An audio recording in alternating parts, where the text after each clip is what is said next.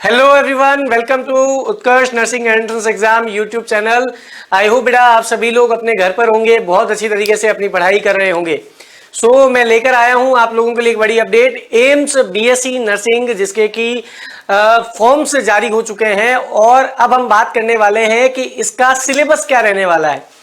क्या पिछले ईयर का जो सिलेबस है वही सिलेबस इस ईयर भी रहने वाला है या 2024 में सिलेबस में किसी तरह का अमेंडमेंट हुआ है। तो इस पूरे लेक्चर में हम ये जानेंगे कि किस तरीके से आपको प्रिपेयर करना है और आपका एम्स का सिलेबस क्या रहने वाला है, इसके बारे में हम लोग बात करने वाले हैं। ठीक है, तो सबसे पहले मैं आप लोगों को एक बता दूं कि जैसा कि आप लोगों ने पढ़ा भी है और आप लोगों को थोड़ी जानकारी भी है कि जब भी एम्स बीएससी नर्सिंग का एंट्रेंस एग्जाम होता है तो उसका जो पैटर्न है वो क्लास 11th और क्लास 12th पर बेस्ड होता है। यानी फिजिक्स, केमिस्ट्री और बायो में जो पूरा सिलेबस है वो क्लास 11th और क्लास 12th का इंक्लूड किया जाता है। अब बात यह है कि क्लास 11th और क्लास 12th का एनसीईआरटी पैटर्न अगर इंक्लूड किया जाता है तो एनसीईआरटी हमें 2023 के अकॉर्डिंग पढ़नी है या 2024 के अकॉर्डिंग पढ़नी है। क्यों ऐसा मैं क्यों कह रहा हूं? क्योंकि 2024 में अगर मैं बात करूं तो एनसीईआरटी में जो अमेंडमेंट्स हुए हैं, काफी चैप्टर्स डिलीट कर दिए गए, काफी टॉपिक्स को रिमूव कर दिया गया चैप्टर्स के बीच में से।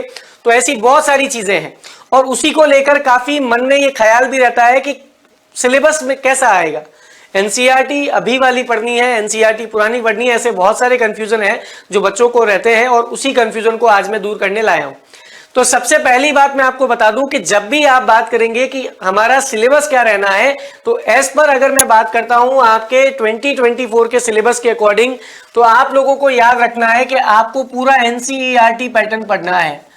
अब एनसीईआरटी पैटर्न में जो न्यू एनसीईआरटी है, न्यू एनसीईआरटी का मतलब हो गया जिसमें रिड्यूस्ड सिलेबस है, जिसमें आपका सिलेबस क्या है, रिड्यूस्ड है, उसी के अकॉर्डिंग पढ़ना है। जो चैप्टर डिलीट हो चुके हैं एनसीईआरटी ने जिन चैप्टर्स को ऑफिशियली हटा दिया है उन चैप्टर्स को आपको नहीं पढ़ना है। जो आपका एज पर एनसीईआरटी इस साल का कोर्स रहा है उसी को आपको 11th 12th में कंफर्म करना है, मतलब 11th 12th में पढ़ना है। अब अगर मैं बात करता हूं सिलेबस क्या है तो बिल्कुल आपको चैप्टर्स के नाम बताऊंगा। सबसे पहले बायोलॉजी में ले रहा हूं, 11th 12th का कंबाइंड सिलेबस मैं आपको बताने वाला हूं कि आपके पास में क्या क्या चीजें रहने वाली है। तो 11th की अगर मैं बात करता हूं बायोलॉजी के बारे में, तो 11th बायोलॉजी में जो हमारे चैप्टर्स थे जैसे लिविंग वर्ल्ड, जीव जगत, biological classification, plant kingdom, animal kingdom, morphology of flowering plants, anatomy of flowering plants, structural organisation animals. इसमें एनाटॉमी में आपको पता है काफी सारी चीजें डिलीट हो गई है, स्ट्रक्चरल ऑर्गेनाइजेशन में केवल फ्रॉग बचा है, तो ये कुछ बातें आपको ध्यान रखनी है। सेल यूनिट ऑफ लाइफ है, बायो मॉलिक्यूल है, सेल साइकिल, सेल डिवीजन, ये हमारे चैप्टर्स हैं। अब देखिए फोटोसिंथेसिस, रेस्पिरेशन और plant growth, transport in plant हटा दिया है, मिनरल न्यूट्रिशन हटा दिया है एज पर एनसीईआरटी। तो हमें एनसीईआरटी के सिलेबस को ध्यान में रखते हुए कवर करना है। इसके बाद में breathing and exchange of gases हो गया, बॉडी फ्लूइड्स एंड सर्कुलेशन हो गया, एक्सक्रीटरी प्रोडक्शन देयर एलिमिनेशन हो गया, लोकोमोशन एंड मूवमेंट हो गया है। ठीक है, और neural control and coordination, chemical coordination and integration. यानी कहने का मतलब यह है जो हमारा 11th बायो का एनसीईआरटी है जिसमें 19 चैप्टर हैं वो हमें इसमें कवर करने हैं। 3 चैप्टर जो कि रिमूव कर दिए गए हैं, जैसे डाइजेशन को रिमूव किया गया है, ट्रांसपोर्ट इन प्लांट हटा दिया गया है, मिनरल न्यूट्रिशन हटा दिया गया है, तो वो इसमें कवर हमें नहीं करने हैं।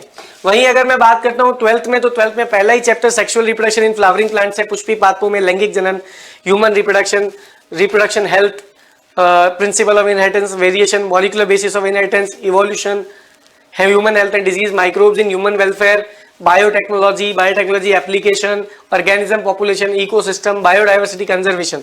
तो इसमें भी 13 चैप्टर है, 3 चैप्टर रिमूव है। पॉल्यूशन का चैप्टर रिमूव कर दिया, strategies for food enhancement remove कर दिया, रिप्रोडक्शन इन ऑर्गेनिज्म रिमूव कर दिया। तो इसमें भी 3 चैप्टर कम पढ़ने हैं, लेकिन पढ़ना उस हिसाब से है कि हाँ एज पर एनसीईआरटी हमें जाना है।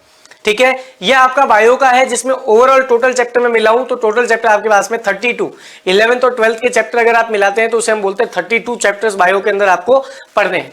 इसके बाद में अगर मैं बात करता हूं आपकी केमिस्ट्री की, तो केमिस्ट्री में some basic concepts of chemistry है, स्ट्रक्चर ऑफ एटम है, पीरियोडिसिटी है, केमिकल बॉन्डिंग है, थर्मोडायनामिक्स है, इक्विलिब्रियम है, हेलो एल्किन, हेलो एरीन है, alcohol, phenol, ether, aldehyde, ketone, amine, biomolecule, या आपके 12th केमिस्ट्री के पार्ट है। जिसमें अगर मैं बात करूं तो आपके पास में इलेक्ट्रोकेमिस्ट्री है ना, इलेक्ट्रोकेमिस्ट्री है, केमिकल काइनेटिक्स है,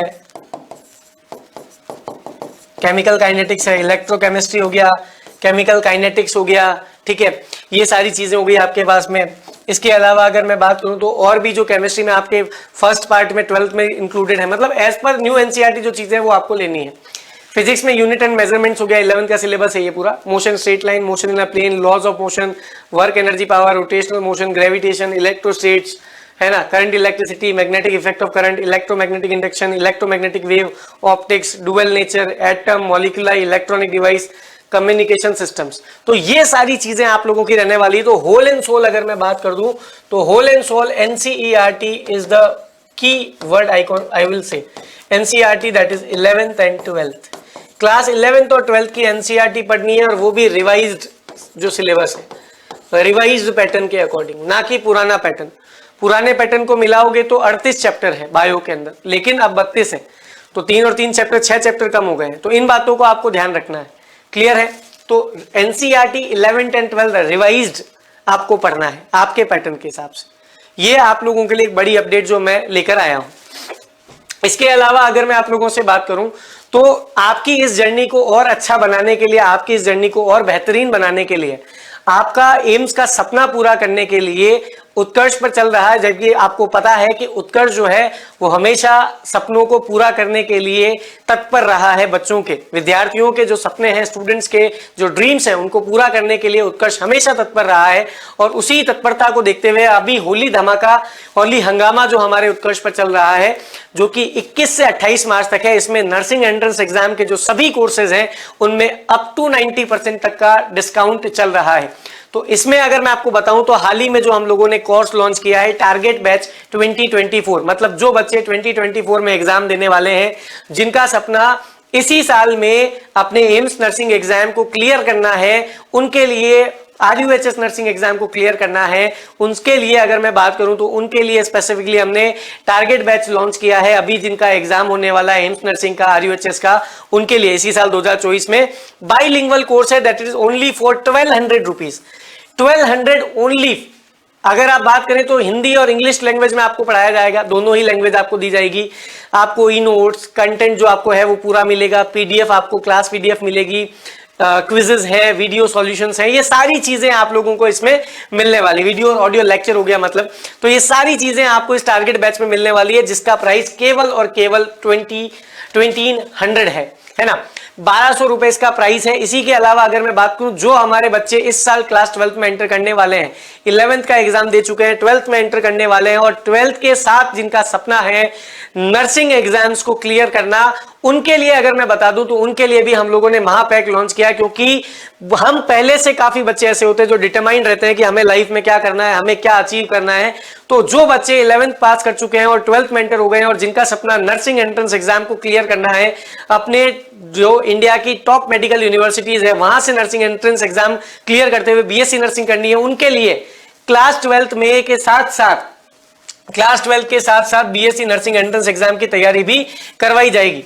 क्लास 12th में अगर आप हिंदी मीडियम है तो भी आपको उस हिंदी की लैंग्वेज में आपको तैयारी करवाई जाएगी, इंग्लिश मीडियम है तो उस लैंग्वेज में, यानी बाइलिंगुअल में क्लास 12 के साथ साथ आपको बीएससी नर्सिंग एंट्रेंस एग्जाम की तैयारी करवाई जाएगी, ताकि आप 12th के साथ नर्सिंग एंट्रेंस एग्जाम्स को बहुत अच्छी तरीके से क्लियर कर सकें। और इसकी जो बैच प्राइस रखी गई है that is only for 4500। Holi हंगामा में अगर मैं बात करूं तो ये प्राइस आपको मिल रही है 4500 ओनली।